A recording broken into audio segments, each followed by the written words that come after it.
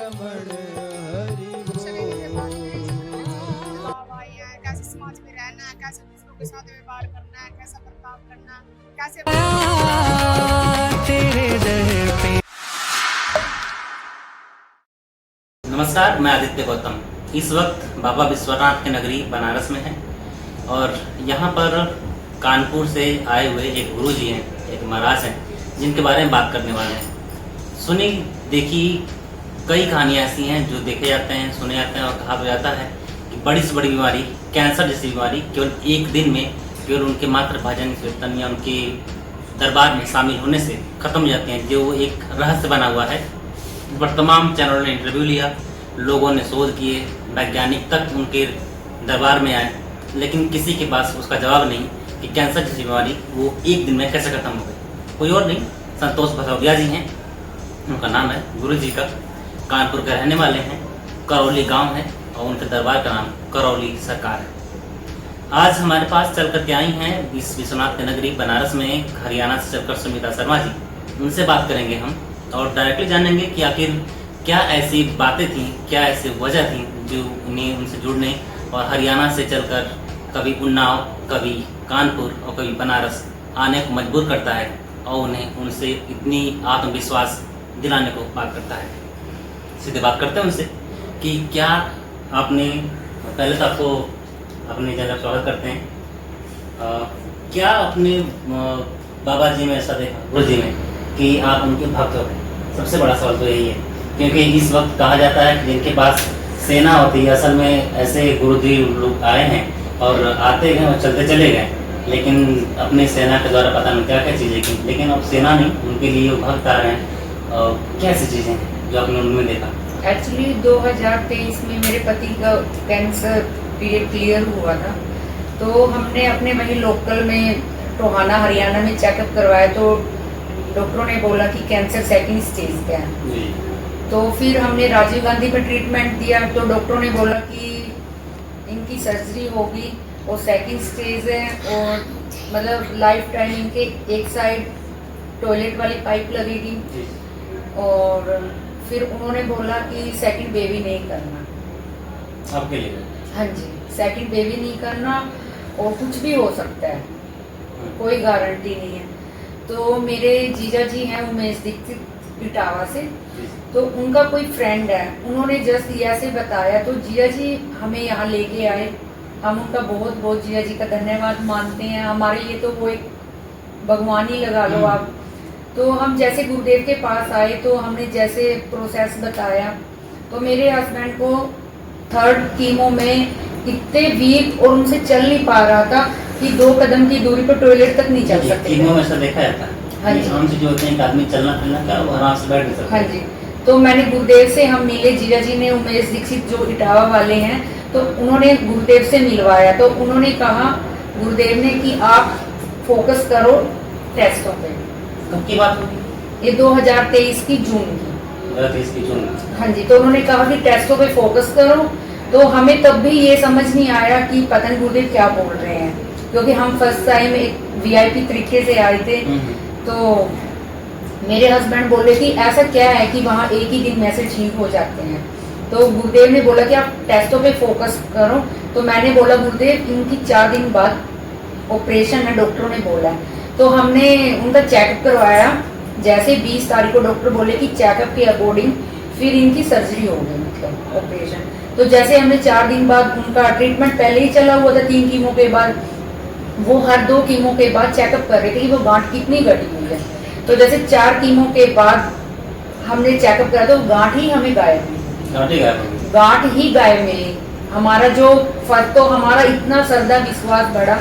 तो मेरे हस्बैंड जो 2 कदम की दूरी पे चल नहीं सकते थे, वो ये लगा लो कि दिल्ली से बाई कार लेके उधर भागे।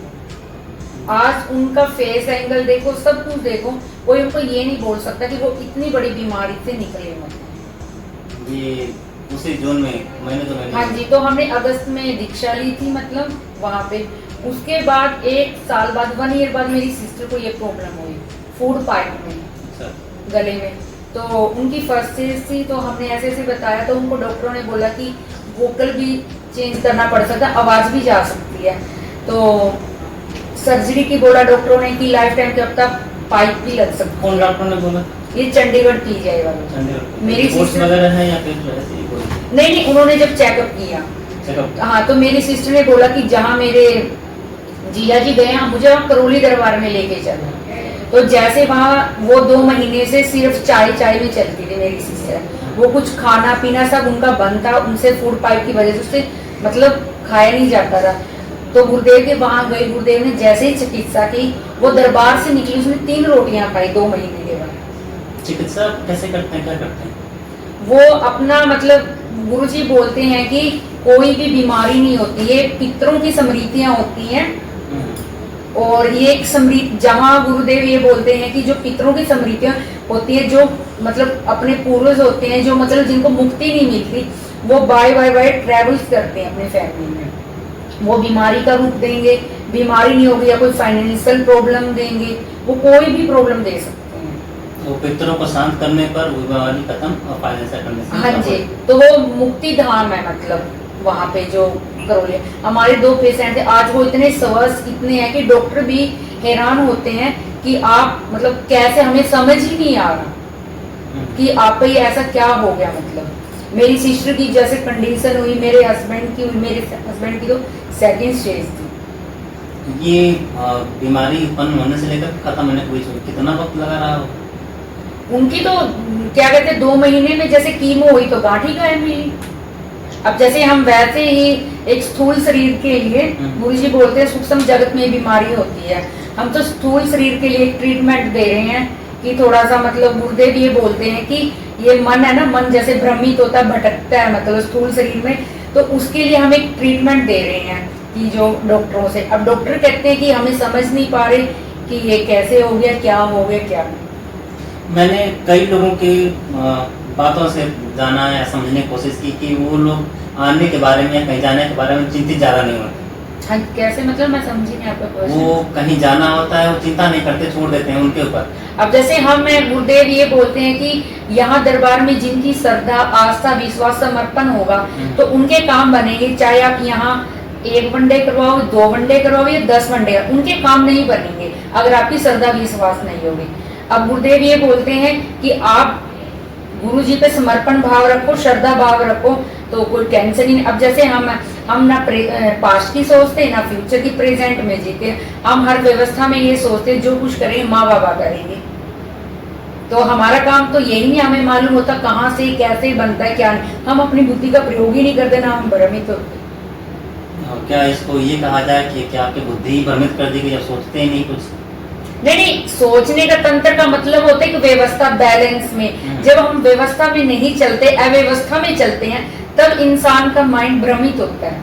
हम तो तंत्र में, व्यवस्था में चले हुए ना, बैलेंस। तंत्र का मतलब जैसे लोकतंत्र, उसमें एक व्यवस्था, बैलेंस में। तंत्र हमें जीना सिखाता है। लोगों ने क्या बना रखा है तंत्र का, ये जादू है, टोना है, वो संसार को भ्रमित कर रखा है। गुरुदेव ये बोलते हैं कि अनुभव पर ध्यान दो और सूचनाओं पर ध्यान मत दो। सूचनाओं को आप जितने ग्रंथों को पढ़ोगे, जो ग्रंथों में शब्द लिखे हैं, तो वो एक भ्रमित है। अपन लोग एक पीढ़ी दर उस चीज को समझते आ रहे हैं। हमने वो शब्द जाने तो उनसे आदमी अपने माइंड में वो स्मृति बना लेता है। गुरुदेव बोलते हैं कि ये स्मृति क्या, कि भाव और विचारों से स्मृति बनती है। जैसे मैं आपसे बात करूं, मैंने आपके सपोज करो 2 मिनट के लिए कोई भाव ले, तो मेरे अंदर वो ट्रांसफर हो जाएंगे। गुरुदेव बोलते हैं कि अनुभव पर ध्यान दो, ना कि शब्दों पर ध्यान दो। तो ये जो ट्रांसफर होते हैं क्या वो नेगेटिव एनर्जी कह रही हैं आप? नहीं, नेगेटिव भी होते हैं और पॉजिटिव भी। अगर मैं ये सोचूं, जैसे आपने बोला, मैंने सुना, मैंने ऐसा नहीं करना कि हाँ भाई आपके साथ ऐसा हुआ, ये हुआ, तो अगर मैं आपकी वो माइंड में अपनी स्मृति बनाऊंगी तो फिर वो मेरे आस पास घूमेगी, फिर वो मेरे अंदर ट्रांसफर होगी। गुरुदेव बोलते हैं कि ये सब स्मृतियों का खेल होता है, और आज तक जो साइंस है वो उस चीज को जानती ही नहीं स्मृति होती क्या। जहाँ साइंस खत्म होती है वहाँ हमारे गुरुदेव की विद्या शुरू होती है। इस तरह के तो कई गुरु रहे हैं जिन्होंने इलाज किया है और बाद में वो कहाँ चले गए पता नहीं। ये केवल आपके साथ हुआ या फिर ऐसी चीज़ें आपने देखी हैं और लोगों के साथ, या फिर हकीकत में चीज़ें दिखी हैं जैसे आपने बताया कि ये आपके पास रिपोर्ट्स वगैरह है, क्लियर है? हमारे पास रिपोर्ट्स हैं विद प्रूफ। जो हमारी दरबार से जुड़ने से पहले हमारी क्या कंडीशन थी, और दरबार से जुड़ने के बाद हमारी क्या कंडीशन है। हम किसी सेकंड थर्ड पर्सन का एग्जाम्पल नहीं दे रहे, हम तो अपना पर्सनल एक्सपीरियंस बता रहे जो हमारी फैमिली में हुआ है। 2 लोगों के साथ हुआ हाँ है, जी। बीमारी हो रही थी। हाँ जी। धाम में जाने के बाद, उनके आश्रम में जाने के बाद, इस दरबार में जाने के बाद क्या अलग अनुभूति हुई? वहाँ पे जैसे मेरे हस्बैंड का हुआ माइंडलेस, अब ये समझ में आता है, जैसे माइंड भ्रमित नहीं होता, तंत्र में हर चीज समझ में आती, सही क्या है गलत क्या है। पहले इंसान जैसे हम लोग थे भ्रमित हो जाते थे, जैसे कोई थर्ड पर्सन कुछ बोल देता है तो उसका समझ नहीं होता था गलत क्या है सही क्या है। अब तंत्र व्यवस्था में जाके ये मालूम हुआ कि एक सच का ट्रैक मतलब तो वो हमारे लिए तो दरबार गुरु जी एक भगवान ही है, और वो साक्षात है ही शंकर भगवान है। बीमारी ठीक हुई थी तो हाँ, हमारे लिए तो वो है नहीं है, मतलब एक हमने अपने माइंड में एक इमेज नहीं बना रखी है हमारी, वो रियल में एक रोली शंकर महादेव है। अच्छी जानकारी थी। लेकिन ये है सवाल कि हम मान लीजिए कोई आम आदमी उनके पास जाना चाहे, कैसे जाएगा? तो आम आदमी के लिए जैसे पहले पद यात्रा थी, पद यात्रा के बाद उससे पहले 9 हवन के पुण्य थे, करो अपने किट लो।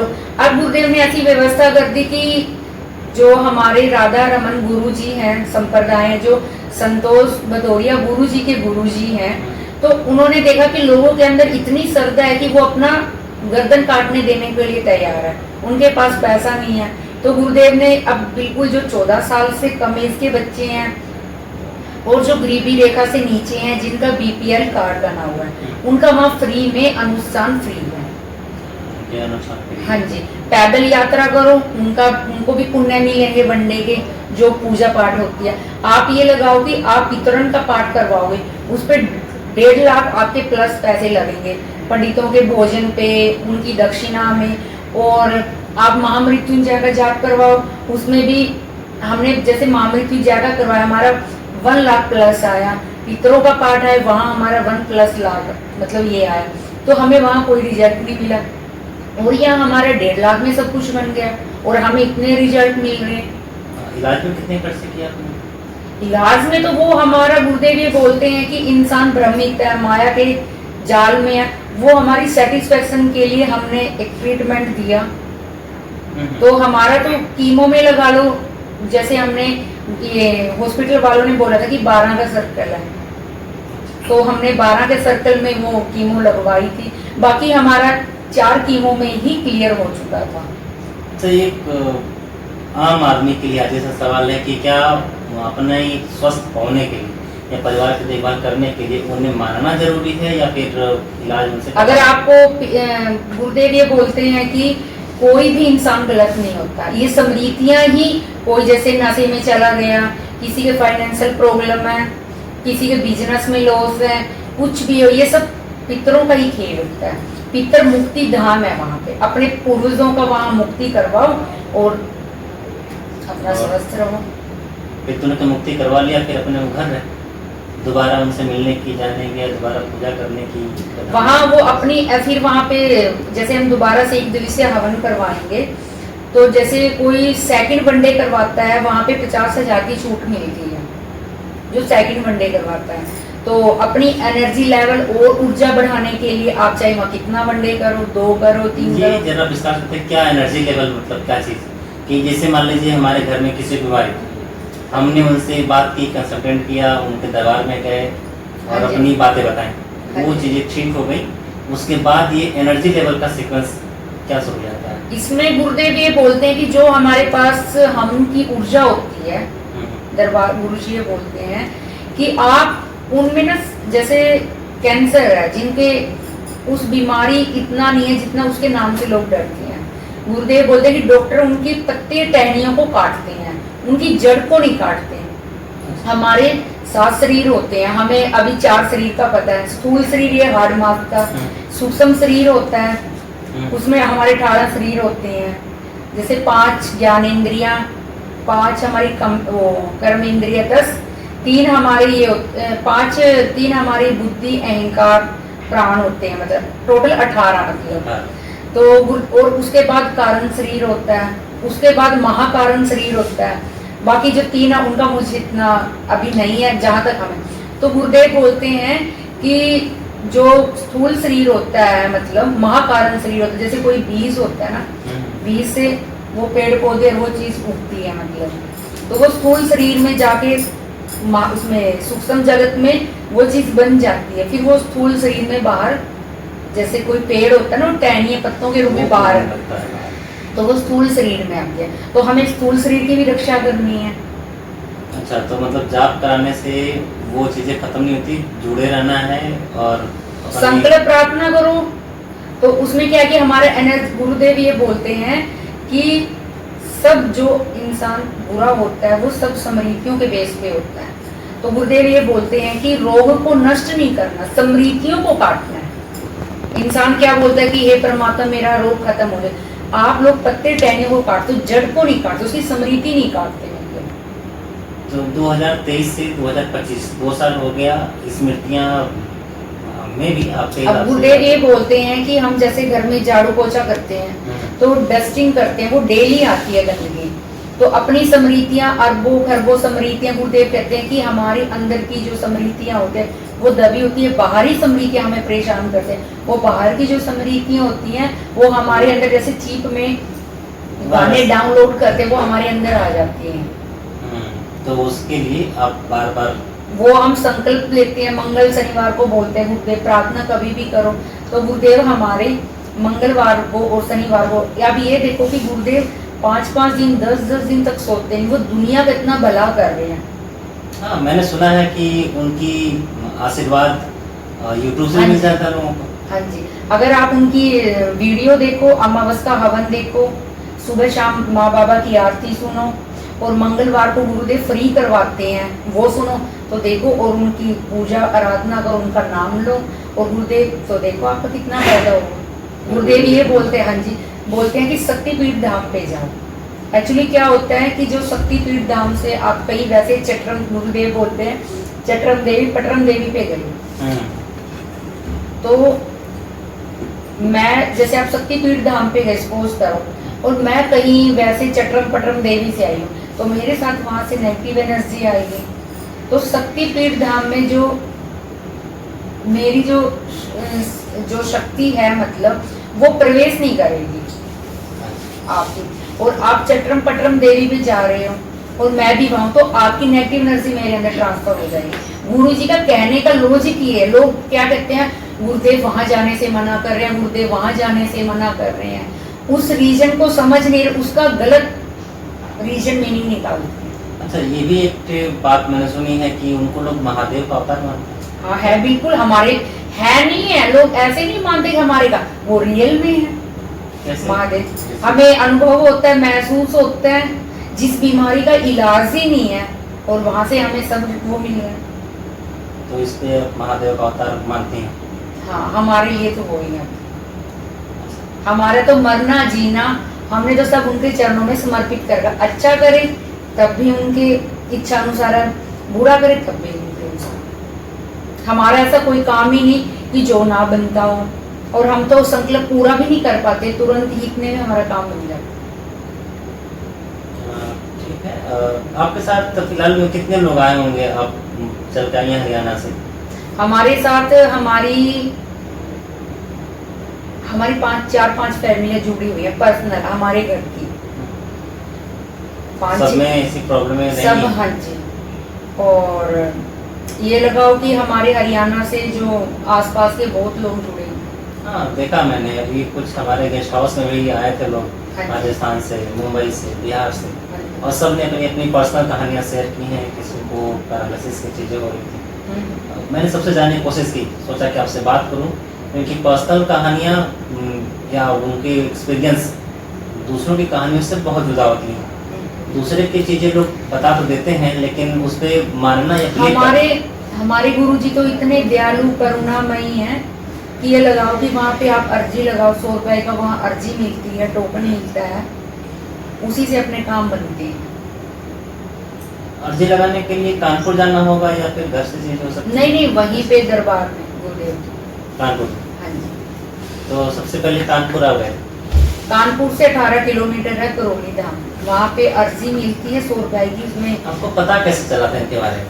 वो मेरे बता रही हूँ आपको, मेरे जो जीजा जी है उमेश दीक्षित, इटावा से, वो बसपा सरकार में फॉरेस्ट मंत्री रहे हुए हैं, तो वो उन्होंने बताया था। हम तो उनका कभी वो पहले से जुड़े हुए थे उनसे? नहीं, जुड़े नहीं हुए थे, वैसे गुरुदेव को जानते थे। हम तो उनका कभी जिंदगी में एहसान ही नहीं बोल सकते। उन्होंने गुरुदेव से हमें मिलाया और हमें इतने साक्षात महादेव मिले। और ये सारी चीज़ें जुड़ी हैं, आज लाखों उनके फॉलोअर्स हैं, हाँ जो जी, भक्त हैं, हाँ जी। और जो सब लोग आराम पा रहे हैं। आज मैंने देखी भीड़ करीब 40 से 50 हज़ार लोगों की भीड़, जो दूर दूर के, यहाँ तक कि फॉरेन से भी लोग आए हैं, NRI लोग आए हैं, हाँ जी, हाँ जी। और लोगों को चीज़ें मिली हैं। तो इस तरह की चीज़ें हैं कि वो जाने की बात करेंगे और कानपुर भी जाने की कोशिश करेंगे डायरेक्टली बात करने के लिए। देखते हैं अपना इस खुदाजुदा अपने वक्त दे पाते हैं कि नहीं। भदौरिया साहब, नमस्कार।